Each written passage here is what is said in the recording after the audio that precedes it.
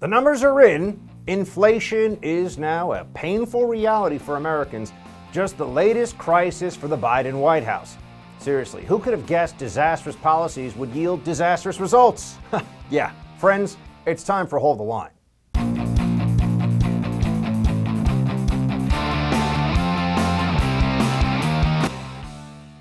Welcome to Hold the Line. I'm Buck Sexton. It's turning into the I told you so presidency, isn't it? We all knew what was going to happen when the Democrats defunded police and when the Democrats decided to spend trillions of dollars to kick the border wide open, to do all these things that we're seeing unfold before us now, that any rational, reasonable person would know are going to be catastrophic. Oh, wait, you're not really seeing a lot of this, though, are you? You're not really hearing a lot about this. Well, that's because the media doesn't really want to tell you about it. That's why we're here, to tell you what's really going on. If you're waiting for the White House press corps to tell you, you're going to have to be very patient indeed. This is from Politico. This White House has, quote, approval on all stories, even on background. When they're talking to administration officials, they will give, quote, approval. The Biden White House frequently demands that interviews with administration officials be conducted on grounds known colloquially as background with, quote, approval. According to 5 reporters who cover the White House, that means information can be used in the story, but in order for the person's name to be attached, the reporter must transcribe the quotes they want, send them to the communications team to approve, veto, or edit them. Now, the defenders, and there are many of them, of this administration will say, oh, but this has existed before. Sure, it has. Do you think that they're a little bit more rigorous in this policy and its application in this White House because they have a fully compliant media? The White House press corps is effectively going around putting a cardigan sweater across Biden's shoulders, feeding him applesauce, and telling him that they can go see the Ducks again.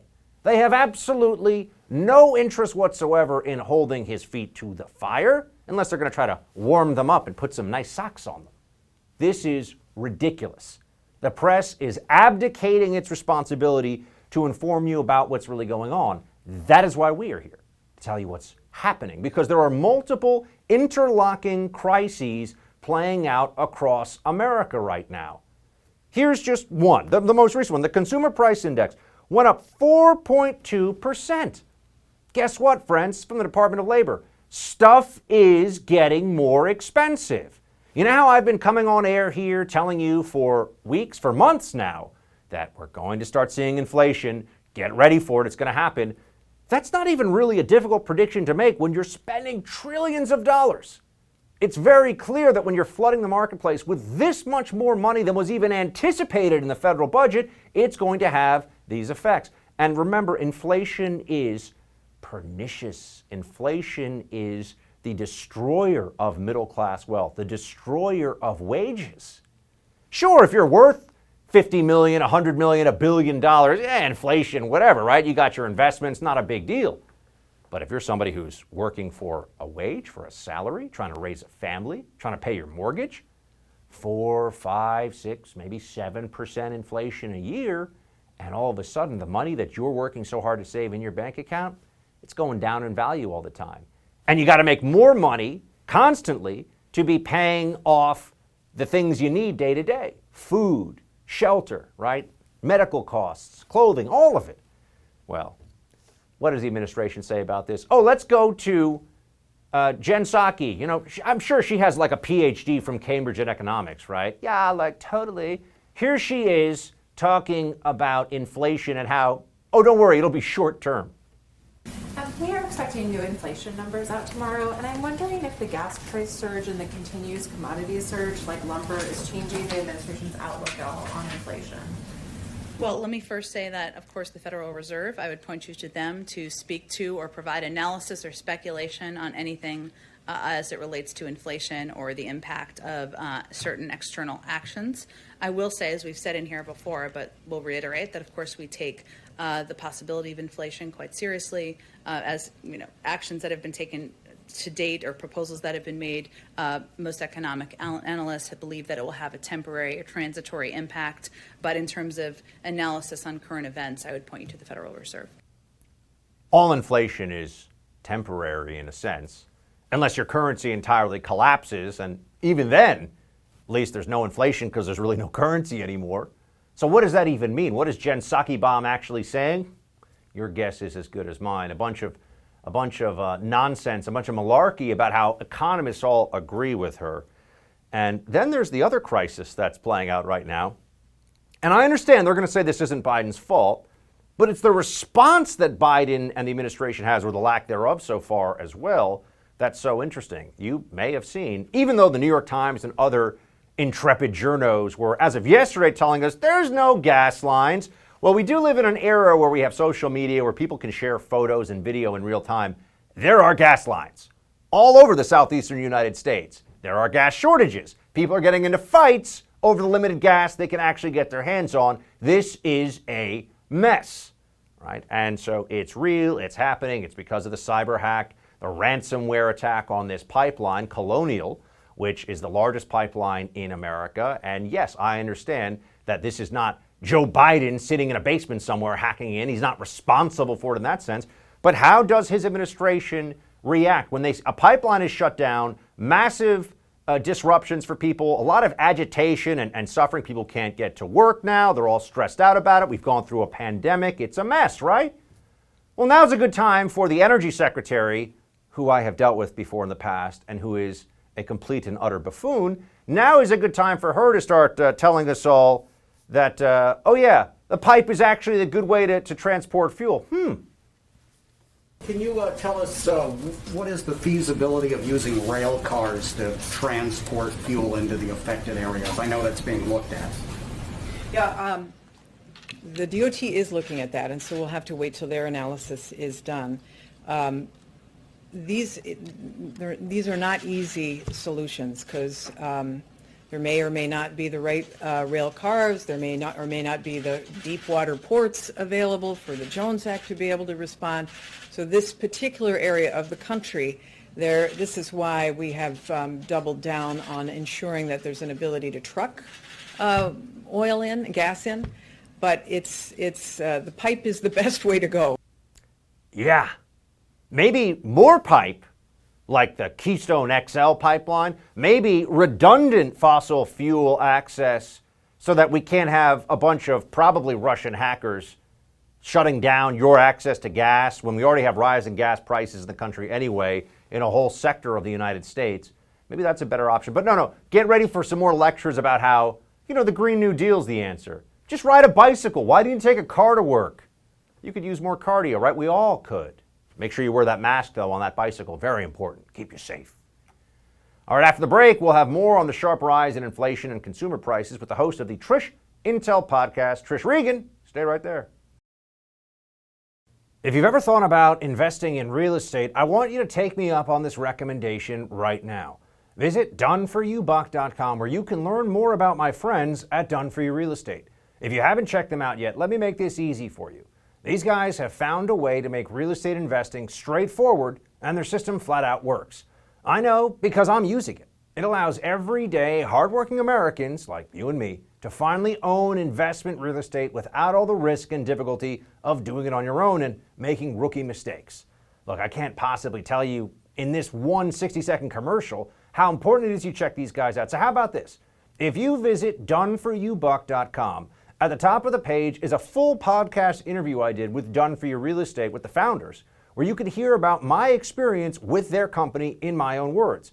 I'll tell you about it in detail, from picking the city, the house, getting the broker, getting the loan, even getting a tenant, so I get cash flow coming to me every month now. Visit doneforyoubuck.com, listen to that podcast interview at the top of the page, and give my friends a chance to show you what they can do for you. If you've been at a grocery store over the past several months, this morning's economic news should come as a surprise.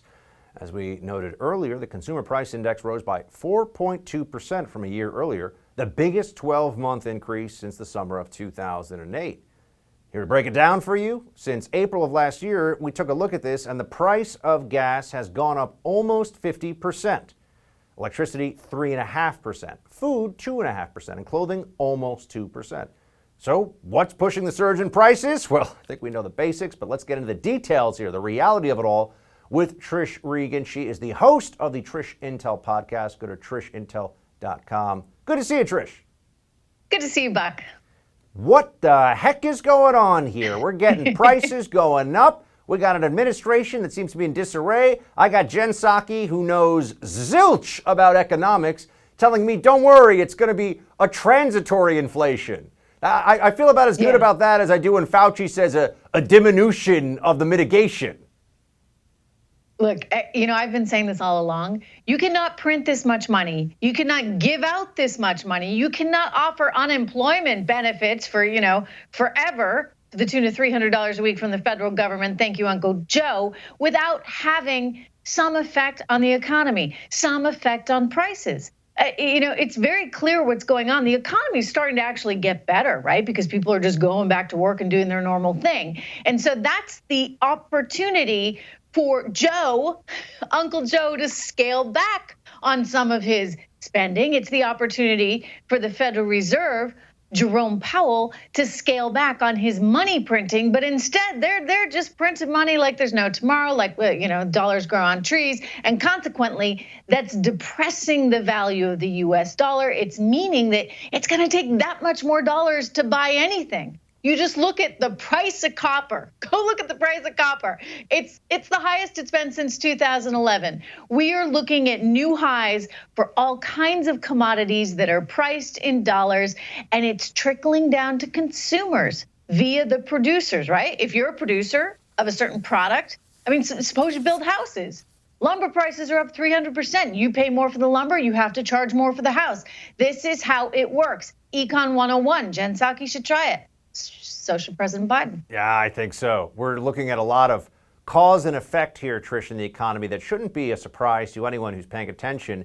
But I do think the Democrats have shown that they believe in magic math at some level, that 2 + 2 does not equal 4 if, it's fair to say it equals 5, right? If you can come up with some rationalization of how these aren't just laws of supply and demand, these aren't just facts of macroeconomics. And I wanted to ask, when you have Psaki coming forward, I think that there is a belief among Democrats, and we could actually look at modern monetary theory as the ideological framework that they lean on for this, that they can just control inflation.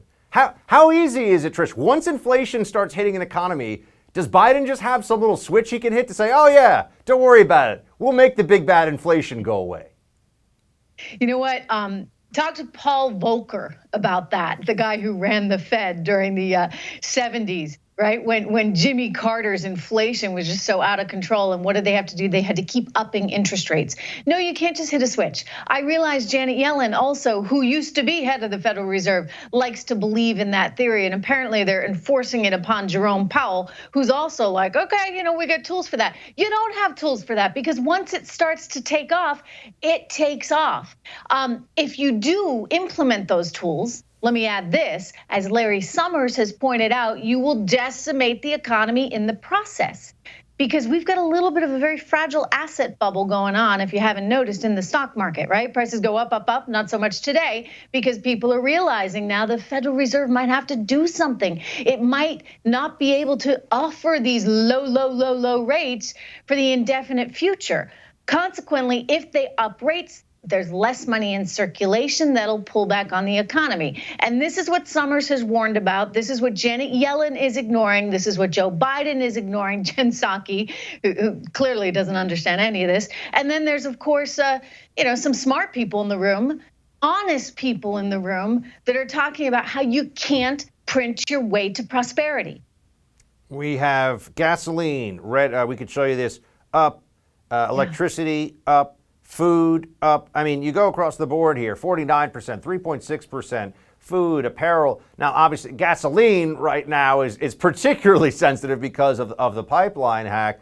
But Trish, for folks... Can I add? Sure. To this, just let me point out, Buck, this is April's report, okay, because it lags. The consumer price index report is always lagging. So we have not even seen what Colonial Pipeline and the threat to gasoline that means. We haven't even seen that reflected in these numbers. So watch out, it's getting worse. Yeah, it was going up before this catastrophe, which, look, it's happening on Biden's watch. presidents get more credit for good things in the economy than they deserve, and more credit for more of the downside sometimes too. So it's on Biden's watch. I think it's fair to point out that their response to this has been lackluster at best. What does this mean, Trish, for folks at home when they're hearing inflation? We go, okay, Jimmy Carter, the 1970s. If inflation starts hitting 4, 5, 6%, what does it mean for people who are bus drivers, teachers, plumbers, doctors, police? What happens? It means they're going to have to work that much longer before they can retire. It means that life is going to get that much more expensive. It means your rent is going up. It means gas prices that you need to get to work are going up. The food that you buy on the grocery store shelves, those prices are going up. So it makes it much harder for everyday Americans. I mean, I think that's one of the things that gets lost in all this. Joe Biden keeps talking about how he wants to help out the little guy. Well, the little guy is not being helped by inflation. The little guy is not being helped by these policies. These policies are really going to decimate the economy for the people who need that growth the most.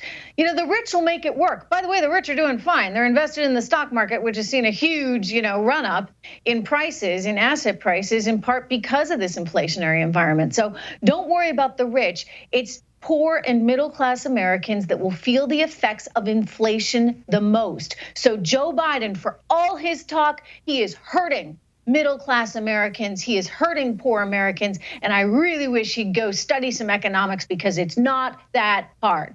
Trish, before we let you go, you can tell this president one thing to do with this economy, and he would actually listen.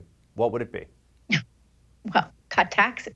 Cut taxes, buddy. Stop talking about capital gains doubling. Stop talking about corporate taxes going up, individual taxes going up. Let's just cut taxes across the board so we can get government out of the way and allow people to do what they know how to do, to go to work, to make money, to spend money. That way our economy functions without the insanity of the leftist bureaucrats that are really ruining it all. It's very sad to watch right now. Check out the Trish Intel podcast, everybody. Go to trishintel.com. Trish Regan, good to see you. Thank you. It's official. Wyoming Congresswoman Liz Cheney has been removed from her position as chair of the House Republican Conference. So what does her ouster actually say about the state of the GOP? We have CEO of American Majority, our friend Ned Ryan. He's going to answer that and more when we come back. I've been telling you for a while now about online thieves who can easily steal your home's title. But you don't have to take my word for it. Take it from this thief who stole over 150 homes and was sentenced to 25 years in prison. This is why you need Home Title Lock. Nobody thinks that I can take their house and borrow against the house. No, I have title insurance for that. No, it's in my name, or he would have to get some special document. They would call me. Nobody's calling you. After I've stolen the title, borrowed against it, or sold the property, or done whatever I've done with it, it's 60 to 90 days to even figure out that they're the victim of this crime. By that point, you start getting foreclosure notices, and you realize you've got 4 mortgages on your house. Not only that, you don't even own your home anymore. It's not even in your name. It's scary, isn't it? Look, don't let this crime happen to you. Go to HomeTitleLock.com and register your address to see if you're already a victim of this and don't even know it. You can enter code RADIO for 30 free days of protection. That's code RADIO at HomeTitleLock.com, code RADIO at HomeTitleLock.com. I will do everything I can to ensure that the former president never again gets anywhere near the Oval Office. We have seen the danger that he continues to provoke with his language. We have seen his lack of commitment and dedication to the Constitution, and I think it's very important that we make sure whomever we elect is somebody who will be faithful to the Constitution. Strong words from Wyoming Representative Liz Cheney after House Republicans voted to remove her as GOP conference chairwoman earlier this morning. But as many Republicans, including those who voted to impeach Trump, have put the January 6th riot on Capitol Hill in the rear view, I wonder if Cheney now has regrets about harping on it so much. Let's bring in founder and CEO of American Majority, our man from inside the heart of the GOP, Ned Ryan. Ned, good to see you. Good to be with you, Buck. I should say the GOP base at America First, not, of course, the swampy, Yeah, that's right. RNC corporatist establishment. Right? We want to keep it very clear for our buddy Ned. Yeah, So, let's define it correctly. Buck. yeah, exactly. That's The correct. good parts That's of the correct. GOP is where Ned emanates from. Tell me, my friend, your top line reaction to Liz Cheney. I mean, I've been saying all day, this is the first coup that Liz Cheney has opposed from the U.S. in a very long time. What do you make of it? Listening to her comments just now, I was thinking I'm a political midget. Hear me roar. This woman was a disaster. First of all, let's go back a little bit, Buck, to January of this year. She only got reelected because Kevin McCarthy backed her reelection bid to be conference chair. So kind of a mistake by Kevin McCarthy on an epic level. And then in response to that, though, Liz Cheney goes on this demented, deranged 4-month tour of basically attacking and undermining her own caucus. And I would remind people, the role of a conference chair, number 3 in leadership, you've got to raise money. You've got to put together a communication strategy for the caucus, and then you've got to be advancing and promoting the caucus to the general public. She didn't do any of that. In fact, she was actually attacking her own caucus on MSNBC and CNN. At one point, basically swiping immigration talking points from the Biden White House, and then nonstop attacking a president who actually had 95% support among the base. So as I listened to her comments today, this is a woman that represents at best maybe 5% of the Republican Party, and how quickly her base of support inside the House caucus devolved after being reelected 4 months ago. It's pretty staggering how bad she is at politics. Do you think that Cheney has a long game here, or is this just really personal vendetta, Cheney family, old school GOP, hear me roar stuff? I mean, what was the game plan?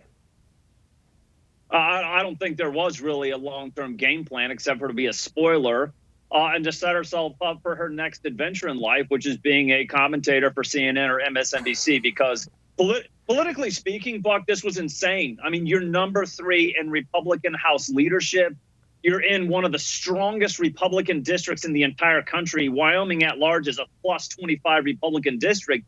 And all she can do is spend her time attacking the base, attacking Republican voters, and attacking, quite frankly, one of the most popular presidents we've ever had inside the Republican Party. It was idiotic on every level. But I also want to point out, this wasn't just about Trump, Buck.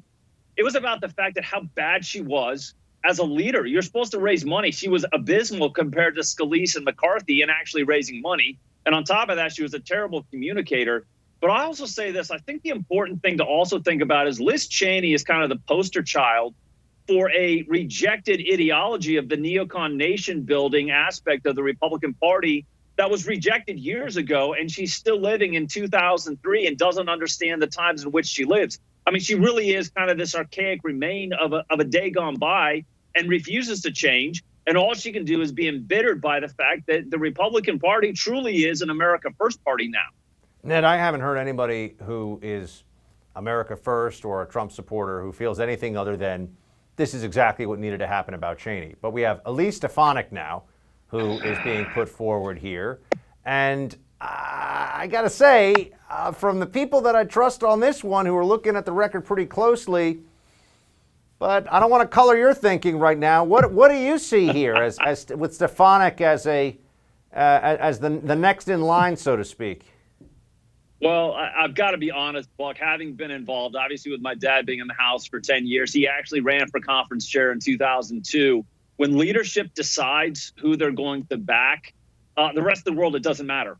And right now, STEFANIK is being backed by leadership. So I would say it's pretty much a done deal that she probably will be the next conference chair. That all to say, I'm not even sure it's a sideways move, replacing Cheney with STEFANIK, because her voting record is abysmal. I would say STEFANIK is at best a moderate, but more of a liberal inside of the Republican caucus. So while she might have done a really good job on the impeachment front, kudos to her. She's a better communicator than Liz Cheney. Don't expect this to be an upgrade. Expect this to be at best a sideways move. And just to note here, Pelosi was very displeased, I should say, with Liz Cheney's removal. So you always know when something is good based upon who you upset with it on the left, right? Right, Ned? Congresswoman Liz Cheney, Pelosi's statement on this, is a leader of great courage, patriotism, and integrity for the sake of our democracy. Reasonable Republicans across the country must take back their party. So I always say, never take advice from your enemies, right? And here we have Nancy Pelosi it's the most obvious thing in the world, but it's amazing how often people will do it. Oh, Nancy Pelosi's telling us we should listen to what she thinks should go on, inside the GOP. What do you think, Ned Ryan, should happen here to consolidate the GOP going into a midterm election where already the crises around the Biden administration are rearing their very ugly heads as much as the media is trying to hide them? My advice to them is embrace America first. I mean, it's a winning ideology, and I think that Republicans are taking their party back from the corporatists and the neocons. I mean, this is part of what is being reflected a little bit with the removal of Liz Cheney. So, yeah, exactly. Whatever Nancy Pelosi says, look at the opposite as being the actual truth of what's taking place. So I would hope that in the primaries of 2022 that we find obviously very strong Republican America First challengers to these Republicans that voted for impeachment, to impeach Trump. For those that are in strong Republican districts that refuse to toe the line on America First. I mean, again, I say this all the time, Buck, a party is what people say it is. And the people who say what it is are those that win primaries and show up at conventions. So I hope that our people start doing that in 2022. Before I let you go, Ned, somebody that you would put forward from within the House in leadership that actually does represent America First or get it done. I know you've already said the leadership has made their choice as it is. It looks like a likely done deal. But if Ned Ryan could put somebody in there to actually shake things up and get it done, who would it be? To have been the conference chair, I mean, I was hoping that Jim Banks would have been serious about it, or Jim Jordan. Jim Jordan, yeah, I like Jim. Never mess with a wrestler. It's like you never want to get into a fight with a guy with cauliflowered ears. Never mess with a wrestler. It's good life advice. Ned Ryan, everybody, good to see you, my man. Thanks so much for joining us. Thanks, Buck. There's a growing debate in the Catholic Church on whether or not Catholic political figures who support abortion rights should be denied communion. We'll hear what best-selling author and pro-life activist Lila Rose has to say about this next. What is your message to prominent Catholics who promote abortion? Please stop the killing. This is killing innocent human life. You have a very prominent position in society. You can influence societal attitudes and practices. You're in a position to do something to stop the killing. Please stop the killing. Please recognize the evil for what it is. Please have a change of heart and come back to the fullness of your Catholic faith. Archbishop Salvatore Cordileone of San Francisco doubling down on his stance that prominent Catholic figures who support abortion rights must be barred from receiving communion. A debate that's been dominating the Catholic Church since President Biden, the country's second Catholic president and first Catholic to endorse a pro-abortion agenda, took office. The United States Conference of Catholic Bishops will gather for a national meeting on June 16th and vote on this very issue. Joining me now to discuss, founder and president of Live Action and #1 best-selling author of Fighting for Life, Becoming a Force for Change in a Wounded World, Lila Rose. Lila, so good to see you. Thank you for joining us. Thanks for having me, Buck. First, just give us some more background and your sense of where this is going when it comes to this conference of bishops and the fact that they are specifically addressing the issue of whether somebody like Joe Biden, who professes to be a practicing, and even if you read the media, devout Catholic, and is an ardent proponent of abortion. How do we get to this point, and what do you see happening with these bishops? Well, the Catholic Church's teaching on this is pretty crystal clear, and it has been for centuries, really. The bottom line is the direct and intentional killing of an innocent human life, abortion, as specifically said by the Church, is a grave moral crime. And for a political person or for really any public figure to be promoting it is serious scandal as well as a serious sin. So for the Archbishop of San Francisco and others to weigh in and say, you should not be presenting yourself for communion, which he insists on doing. I mean, President Biden is actually making his faith a campaign tool when he ran for office. And now as president, it's almost like a public relations tool for his image.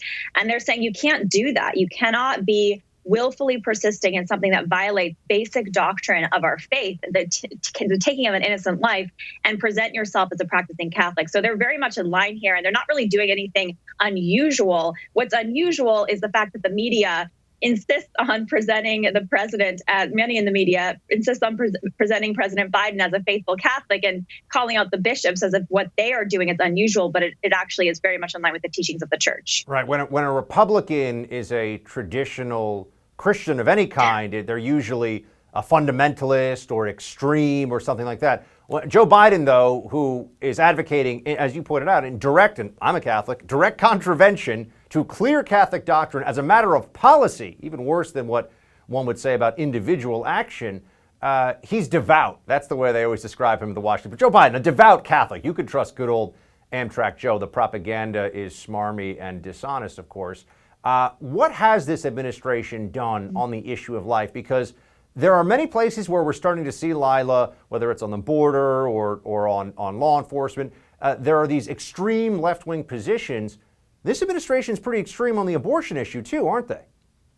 Actually, President Biden is even more extreme on abortion now as president than he was as vice president under Barack Obama, who then I think won the title for being most pro-abortion president up until that point. And now it's Biden. And why is that? It's because even now he has a reversed a previous policy position he had, which was he actually supported the Hyde Amendment, which would prevent taxpayer funding from directly paying for abortions. Now, President Biden wants taxpayers to directly pay for abortions. He's reinstated funding for the biggest abortion chain, Planned Parenthood. He's rescinded the Mexico City policy that would pay for, now allowing the paying for abortions overseas. Even who he's staffed his administration with, I mean, his Vice President Kamala Harris was receiving campaign contributions from Planned Parenthood while she was, as Attorney General, going after pro-life journalists in my state in California for exposing the selling of baby body parts. So she was actually, it was so corrupt that she was getting money from the abortion chain while using state power to go after those exposing their misdeeds. So this is the makeup of the Biden administration. The policies are severely pro-abortion. And one point on excommunication, there's this talk about, oh, the bishops, are they excommunicating Joe Biden? This is it's such an attack on him. This is the way the media is positioning it. He's automatically excommunicating himself by persisting in serious mortal sin, promoting the serious mortal sin that is killing preborn children. That's something he's doing to himself. The bishops are just acknowledging what he is doing and the terrible example he's setting for Catholics worldwide. How are we doing on the other side of this equation, Lila, in terms of the fight for life and the changes in policy that we'd like to see across the country, whether it's court battles or just grassroots organizing or things that you yourself and your organization are involved in? How is the struggle to value life coming along these days? Well, at the federal level, as I just noted from the Biden administration, it's a bleak picture. But thankfully, that's not the whole picture. There's actually unprecedented pro-life legislation that has been passed and is being introduced at the state level. Planned Parenthood's research arm was just releasing a statement a couple of weeks ago complaining about the unprecedented attacks on basically on abortion, on the killing of preborn children. And so the state level work is amazing. In the last 10 years, Buck, abortion rates have declined in the United States. That's a tremendous step in the right direction, and it's continuing. So there's trends that are quiet. They're not getting headlines, but they are trending the right direction to protect human life. And I think that the country, the more they're exposed to the extremism, the more they're educated on the violent act that abortion is and the killing of preborn children and the humanity of those children that are killed, I think the more they change. And we see that at Live Action. I talk about that in my book, Fighting for Life. And that's why I'm very hopeful about the future of our country. Lila, thanks as always. Really appreciate your work, and thanks for joining us. Good luck with the book. Thanks for having me, Buck. Are you an anti-vaxxer?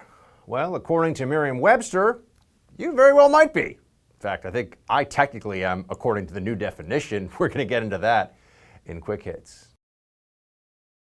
We're living in very uncertain times, and being prepared for the unknown is more important than ever. I'm sure you've noticed the world we live in is anything but predictable. The government is passing massive spending bills. The Federal Reserve is printing trillions of dollars in fiat currency. And many experts are predicting inflation could run rampant in the coming months. That could spell disaster for the dollars in your bank account. We could all benefit from something a little more reliable right about now. Well, what could be more reliable than real gold and silver? I'm talking about real gold and silver you can actually hold right in your hands. Call the Oxford Gold Group right now and learn how easy it is to get real gold and silver sent securely directly to your home, or how you can have real gold and silver placed in your IRA or 401k.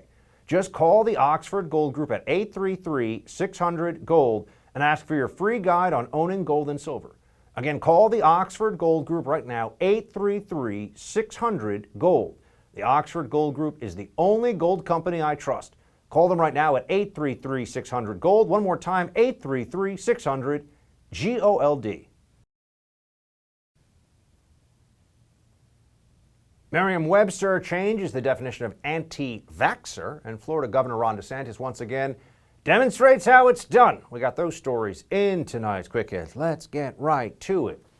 Anti-vax. What has that meant until now? If someone called you an anti-vaxxer, it usually meant that you're a person who believes that vaccinations are very dangerous, that they are bad, that they can cause autism. That's the general anti-vax canon, if you will. Oh, and also that they tend to ignore or generally put aside the benefits throughout history. I mean, the 20th century, when it comes to medical breakthroughs, vaccinations are right up there along with things like antibiotics, and vaccinations have done a whole lot of good. And there's, of course, a wide-ranging debate among what anti-vax even means within that scope, whether there's people that oppose all vaccination or just some, just mandates. Oh, that's where we are now. Mandates for vaccines, if in fact you say you don't think that people should have to be forced by the government to be vaccinated, the Merriam-Webster dictionary has changed their definition to include people who oppose laws that mandate vaccination. I oppose laws that mandate vaccination, even though I am generally pro-vaccine, and even for this COVID-19 pandemic, pro-vaccine for those who want to get it and for everybody who is at high risk. That's my opinion. But I don't believe in the government injecting this into people's arms, certainly under threat of force or under threat of sanctions. And so now that makes you anti-vax. This is the kind of thing that gets even more people uneasy about the trajectory of government power right now, given we're already seeing talk about vaccine passports. How long is this going to continue? What about booster shots? Are you going to be told that you can't go to your sister's wedding because you didn't get your COVID booster in time? That could be in the future. That could be a thing that actually happens. The only hope that we really have to avoid this is people waking up and some leaders saying enough is enough. Governor Ron DeSantis, I'm actually getting weary of constantly saying how much good stuff he's doing, because I'm uneasy with this. I like to at least find one or two things a politician's doing wrong. Governor DeSantis of the past 12 months just keeps hitting home runs. He says the right things, he does the right things, and the results speak for themselves. And if they don't, he comes out and makes it very clear what the results really are, in case the media tries to lie about them, which they do. But children wearing masks to schools, this is absurd. This should stop. This is unreasonable. The governor of Florida, thank God, agrees. These kids do not need to be wearing these masks, okay? I'm sorry, they don't. We need to be able to let them be kids and let them act normally, and that's what should be the case in the fall throughout the school year. No masks on kids this fall. Now, some of the teachers' unions have already made noises about how they believe that children should be vaccinated before they can come back. We'll see how that plays out in different states. Not going to work in Florida, but I think you can expect that there will be parents out there, there will be people who believe, even when we're told by the very slow to restore our freedom CDC, that it is safe, it is okay to go back. Once we're told that, there'll be people that still refuse, that still think that the way to move forward is through constant fear and anxiety from this virus, including imposing that on their own children and on other children too that will be around their kids. It's a shame that that's going to happen. Why is it going to happen? Why is it likely to happen, in my estimation? You've heard in the last 13 months a whole lot about the experts and how we have to listen to them. Listen to the science, they say. Listen to the experts when it comes to the science. Well, if you see some of the polling from some of these so-called experts, you realize that they are neurotic, that they are overwhelmingly unreasonable. They may understand the functions of the virus. They may understand the science of COVID-19 and have knowledge of the medical world that you and I don't. If you're not a doctor, some of you watching are. But they also have some pretty crappy judgment about what really matters in life and how to go forward. Here you have New York Times asking 700 U.S. epidemiologists if they had done or would have done in the following activities, if necessary in the last 30 days. Attend a sporting event, 6%. Attend religious services, 8%. Very few epidemiologists, if you look at it, are particularly religious. Attend a wedding or funeral. 90% of epidemiologists still won't attend a wedding or funeral? I got news for you folks. They're probably almost all vaccinated. I would guess they're all vaccinated. All 700 of the people they're asking this to. Vaccinated epidemiologists still won't go to a wedding, still won't go to a funeral. These people are lunatics. What has happened to them? Have they all been just completely brainwashed by the Fauciite consensus? I think the answer is yes. When you look at these numbers, you can't come away from it saying anything other than these people are out of control. They just don't get it. They don't understand. There's a balance to be had here. One more thing. Cancel culture. Cancel culture is all over the place. The left says it doesn't exist, and then they cancel you. That's the way the cancel culture actually plays out. Boat names, the latest to fall, or maybe will fall victim to this. This is just on TikTok.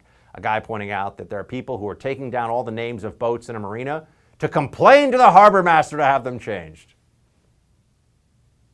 Play the clip. Right down the way, there's an actual stand. And these people have set up.